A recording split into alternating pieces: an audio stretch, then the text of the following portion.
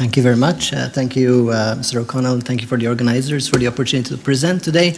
3 years ago, I would have considered myself the most unlikely candidate to be talking about this subject, since I literally stumbled upon it. My background is in psychopharmacology and imaging, and I was fascinated by late life psychosis. And while it should be intuitive, and one should know that the most common cause of psychosis in the elderly is indeed dementia and not schizophrenia, we sometimes tend to miss the forest for the trees, and I was particularly focused on the trees at the time. So when 2 years ago I was asked to develop the geriatric mental health services here, and asked a very direct question by the chair, are you willing to address the behavioral problems of dementia? I naively said, of course, why shouldn't it be a problem? And he answered, in fact, it's a big problem. Today I hope to convince you that indeed BPSD is the problem in dementia, and that indeed our focus strategically, policy-wise, and in developing clinical service should actually address this elephant in the room. So the first thing I learned through my own, in fact, errors, but also strategically, is that we tend to adopt a knee-jerk reaction. We wait for a problem, and then we manage the problem. Now, then obviously we are surprised by the problem, which is really something that in dementia should not be the case. There's countless papers and literature showing that behavioral and psychological problems in dementia is extremely prevalent. At least 50% of our patients with dementia at any one point will have such problems, and across their lifespan, 100% of our patients will indeed suffer from such problems. So really our surprise is unwarranted. We know this, and this morning we were talking about prevention of behavioral problems, and how indeed such behavior and psychological issues are not the patient's problems. It's really our reaction in terms of society, the environment, that is indeed the problem. So really there needs to be a paradigm change in terms of the way we address this problem. So this slide is simply to tell you this is not a European problem, this is not a North American problem, there's nothing special about our little island, and there's nothing special about Europe. These are two studies from the North American, one's a UK study, showing, in fact, I picked up, because they used two different scales, but I picked up some of the factors involved, and you will see that the prevalence of the individual neuropsychiatric symptoms is very similar across the world. So dementia is not a cognitive illness, and this, of course, to some of us might be a bit of a shock. For the rest of us working in the field, is obvious, because cognitive problems results in the ultimate problem, which is functional difficulties. We all know the direct relationship, but there is a third part, a third pillar to this problem, which is indeed the neuropsychiatric signs and symptoms. Now, Alzheimer's himself, of course, more than a century ago, would not have been surprised by this. Indeed, in his original definition, he actually talked about morbid jealousy, he talked about disorganization, he talked about hallucinations. This was obvious to him from the first instance. This is part of dementia. And today we think of this cluster. I teach my students to think of BPSD as abdominal pain, as pain in the belly. It means nothing. It's a bucket load of unrelated signs and symptoms, but it's useful to keep them together, to think about them. So this is a way of clustering such symptoms. I only put it up to point out two things. Agitation is an incredibly misused word, and actually nobody quite seems, except for maybe Cohen Mansfield. It's really a hard thing to define, so I would encourage people not to use the word agitation. And the third thing is that second thing is psychosis actually is a problem. First of all, it's because it's very prevalent. Up to a quarter of our patients will experience some psychotic symptoms, but also because most psychosis in dementia is not indeed psychosis. Now, of course, the big black box warning and all the big issues come from antipsychotics, and that's what we think about when we think of managing behavioral problems in dementia, but most of our management is actually quite misguided. Now, this is one such guideline that exists. I just pointed out. I'm sure you're all very well aware of it. But really, it sets the standard in actually looking at BPSD towards a stepped care approach. It identifies and talks first and foremost about preventive strategies, and actually looks at non-pharmacological strategies as the next step. But more importantly, it de-demonizes antipsychotic drugs. It talks about use of medications where necessary. So I think it's a very practical tool, and for those of you who are not aware of it, I strongly encourage you to have a look at it. This is a recent paper in JAMA from a US group, which really, I think, talks about non-pharmacological management in a really practical way. The reason I put it up, don't try to read it, don't worry, it talks about the 6 Ds. But first of all, the first D is discover, that is, we have to be aware, we have to screen, we have to look for behavioral problems or the risk for behavioral problems. And the last D is devote, that is, after you've dealt with it, you have to continue devoting energies to continue to monitor, to continue to prevent. And I think, to me, of the 6 Ds, those are the 2 most important Ds in this paradigm. However, we, talking at least from the direct care staff, are under a lot of pressure, and oftentimes the prescription pad is what we're asked to come up with.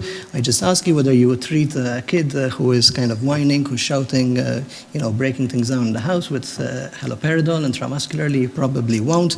You probably soothe them. You probably massage their back. Put them in a quiet room. Do all kinds of things. I was taught that time is a that love is a four-lettered word, which is time, right? That in order to actually do something, you need time. And indeed, that is part of the problem. So non-pharmacological approaches have been talked about in this conference, and there are a number of them. And actually referred to reminiscence. These have all been shown with various degrees of evidence to have success. And if they were a drug, I think Elizabeth would have been talking about them today. They would have been one of those successful products. But they are not a drug, so there is little market for them. So here are some other approaches that are well known. And there are also training manuals to train carers. You're all quite aware that training of carers is very important. So we have all these tools. So why are non-pharmacological approaches not widely used first line, which I think is the first part of the big elephant in the room? If we know this, why don't we use it? And the first answer people will immediately give you from whichever service they come, whether it's a long-term care, whether it's hospital care, is time.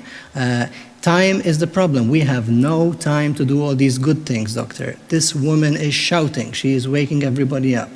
We have no time. And yet, countless hours are spent in discussing such problems and referring and actually sending people to hospital, etc. And we still talk about time. So really, it's really about unavailable resources or a non-commitment towards resources for prevention. Funding is the second next, time is money, so funding comes up as the next problem. And as I will hope to show you is that investing in BPSD actually reduces costs for dementia care. Guidelines is not an issue. The guidelines are now widely available, and I think they're very good, pragmatic guidelines. I think in the past we used to feel, at least as a direct care worker, that we had guidelines that were somewhat impractical. They told us to do all the good things, but they never directed us to the practical aspects. There are some times when you have to use medications. Indeed, restraints are not a good thing, but sometimes you have to use them. So these are the sort of things that good guidelines actually have to address. Ultimately, though, it's about strategy. And strategy, I hope to convince you, needs to be a bit less reactive and more proactive. So this is a slide coming out of the WHO publication, which I will refer to again later, talking about the economic costs of dementia. Just to remind you that, first of all, there is a difference between countries, and as you go from high income to low income, you will find in the high income countries we spend a lot of money and resources on resource intensive services like long-term care services. In low income countries, it's more the informal care that actually takes up the money. So now, when you think about costs, informal caregiving, that is the caregiving given by the caregiver at home, is a very complex thing to actually assess financially and economically. And one way that's used is actually looking at what's called an opportunity cost. Now, this becomes tricky when you're comparing, a sub-Saharan country, for example, with Switzerland, where the opportunity cost in terms of actual dollars is going to be obviously different. The income rate per hour is obviously different in Africa than it is in Switzerland. So direct comparisons are difficult, but actually, if you look at this simple curve, as you go to the right, you're going further towards lower income. You'll find that informal care takes up more of the resources per patient and in our side of the world, we have more care money being, or resources being devoted to long-term care services. The second thing I'd like you to notice is the dark green side of these bar graphs. That is the direct medical care. We focus heavily on medications and direct medical care. And you might or might not be surprised to know it's actually the least expensive portion of dementia care. It's actually the direct social and informal care and direct care that is the most expensive aspect of dementia. So what is the impact of BPSD? Because ultimately that is what matters. In Europe, each patient with dementia would cost between 10 to 30,000 euros a year, depending on the country. With institutional care in high to mid economic income countries would be about at least 1/3 to coming up close to a half of that care. So it's a huge proportion of the resources that we actually spend on nursing homes. Informal caregiver accounts for about 1/4 of the costs. It's obviously higher in low to middle income countries, and the cost is directly related to disease severity. This is obvious. The greater dependence there is, the greater the cost. However, medical costs are actually surprisingly not related to disease severity, and this is direct care workers we actually would find counterintuitive. But this is the reality in study after study. What is very clear in the study is that BPSD actually contributes significantly to cost and increases with disease severity. Indeed, in the previous slides, this would contribute about 1/3 of the cost in general for patients overall.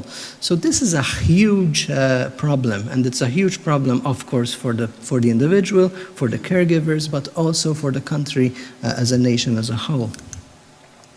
So this is just an example. This is a Canadian study by Nathan Herman, who actually looked at the monthly costs of individuals with dementia at an early stage. So these are people who have cognitive decline, but their mini-mental is still in the 20s.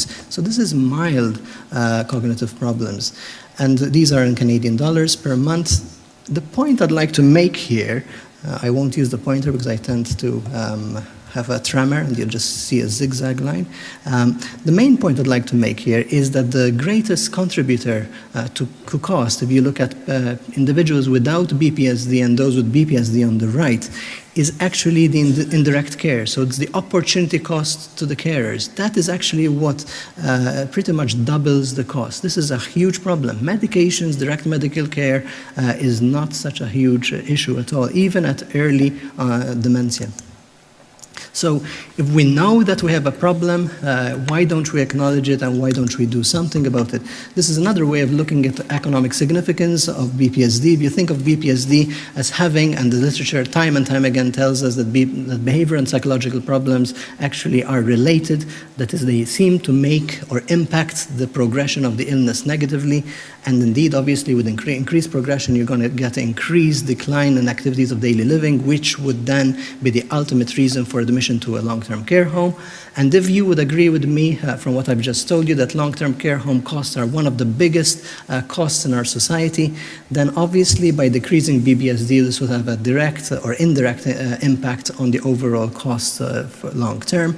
Secondly, in terms of opportunity and the direct non-medical cost to the carer, remember the carer who's taking care of the patient is actually buying respite service, buying caregiving services at home, as well, of course, losing time off work. That relates to caregiver stress, and we know that BPSD and caregiver stress is one of the major links to admission or reasons for admission to a long-term care home. So it would stand to reason that if you actually decrease the behavioral and psychological symptoms, or ideally prevented them or have strategies to prevent them, at all levels of these pathways, you would actually end up decreasing costs. This is a very difficult study to make. It's a wonderful paradigm. I'm sure it will take a lot of time and a lot of money, but we already know the individual pathways. We already know the individual cost pathway. There's no reason why we shouldn't start implementing these. This is the document by the WHO and by the International Alzheimer Society, I believe, as a collaborative project, was mentioned in one of the sessions this morning. It was published in 2012 and is a very, very well thought out and well written document about dementia care pathways. And within this document, there is a mention of a 7-step pathway to planning care for dementia. I've adapted the 7-step pathway to behavioral and psychological symptoms of dementia just to go through each step and suggest ways which we are doing things that might need to be changed somewhat.